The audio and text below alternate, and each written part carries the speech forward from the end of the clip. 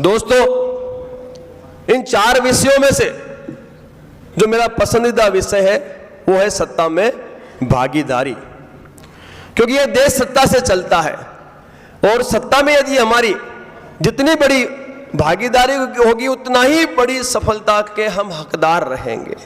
मैं गुजरात की घटना की बात करूं, वहां पटेल समाज है हमारा। कुछ समय पहले वहां राजनीति में उनकी बहुत ही कम संख्या थी, बहुत ही कम संख्या थी, नहीं के बराबर थी।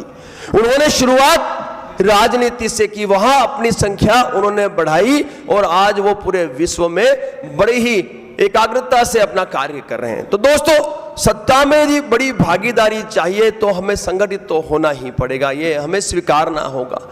गुजरात में जो सरकार की जो रिकॉर्ड्स है उसके हिसाब से 31% क्षत्रिय वो लोग वहां दर्शाते हैं, लेकिन उन सबको एक मंच पे लाना यह अति आवश्यक है। जिस तरह से गुजरात में, वैसे पूरे भारतवर्ष में क्षत्रियों की संख्या कम नहीं है, लेकिन कहीं ना कहीं संगठन का अभाव था, उसका नुकसान हम सब ने भुगता है।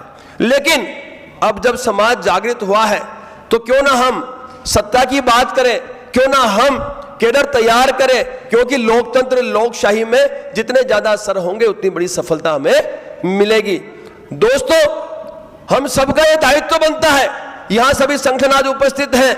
मैं इस आयोजनकर्ताओं से मैं विश्वास दिलाता हूं और मैं वादा करता हूं कि जहां भी आपको हमारी आवश्यकता पड़ेगी हम आपके साथ खड़े हैं।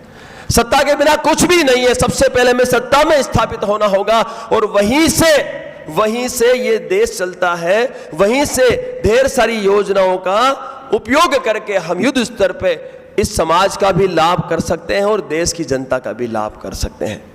रहा आर्थिक विकास, तो हम सब जानते हैं कि हम व्यापारी हैं, तो हमें हमारे समाज के युवाओं को रोजगार देना होगा। जैसे मैं गुजरात में रोजगार देता हूं और यहाँ उपस्थित कई व्यापारी रोजगार देते ही होंगे, तो आर्थिक जो समृद्धता लानी है वो अति आवश्यक है। और फिर बात आती है महापुरुषों की जातियों की, जिसकी चोरियां पूरे भारतवर्ष में हो रही है, तो उसे रोकना तो होगा, लेकिन रोकने के लिए आक्रामकता भी हमें दिखानी होगी, हमें विरोध व्यक्त करना होगा।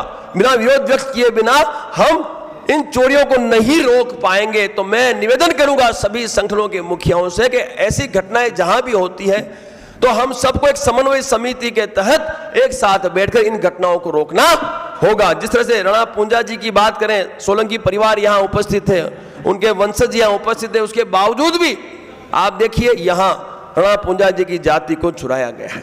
तो ये रोकना होगा, इसके लिए हम सबको संगठित होना होगा।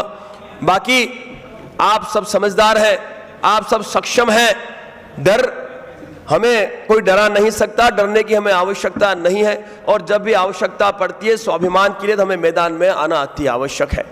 इस तरह से कई विषयों पे ये आयोजन किया गया है।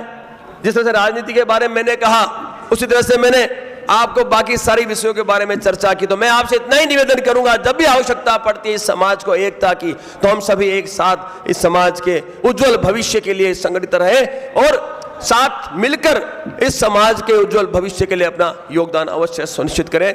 गुजरात में हम लोग उपस्थित हैं, वहां आपको जो भी आवश्यकता पड़ती है आप हमें संपर्क करिए, हम अवश्य आपको हमारा योगदान देंगे। लेकिन मैं इतना जरूर कहूंगा, हम सब की एकता में ही शक्ति है, संघ है शक्ति।